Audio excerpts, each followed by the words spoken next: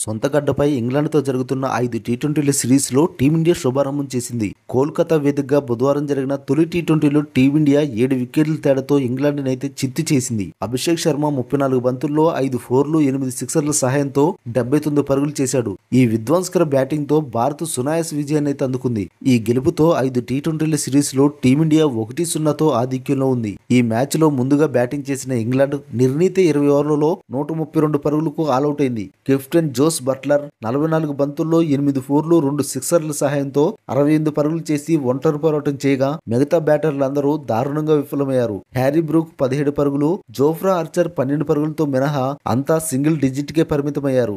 ఆ తర్వాత లక్ష్య ఛేదనకు దిగిన భారత్ అభిషేక్ శర్మ విధ్వంసకర బ్యాటింగ్ తో 12.5 ఓవర్లలోనే 3 వికెట్లు కోల్పోయి 133 పరుగులు చేసి సునాయాస విజయాన్ని అయితే అందుకుంది.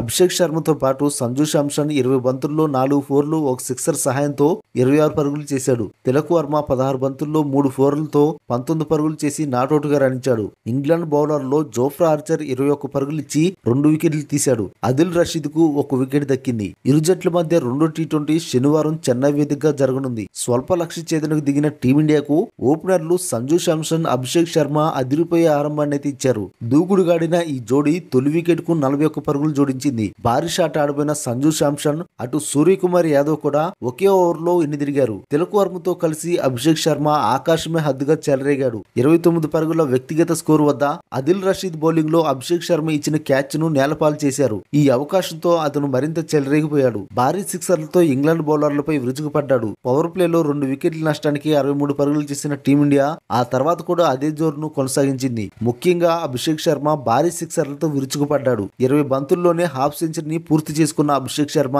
ఆ తర్వాత మరింత దూకుడుగా ఆడుతూ భారీ సిక్సర్లు కొట్టాడు. అభిషేక్ శర్మను ఆదిల్ రషీద్ క్యాచ్ అవుట్ గా పెవిలియన్ చేర్చిన క్రిజ్ లోకి వచ్చిన హార్దిక్ పాండ్యాతో కలిసి తిలక్ వర్మ విజయ లాంఛనాన్ని అయితే పూర్తి చేశాడు.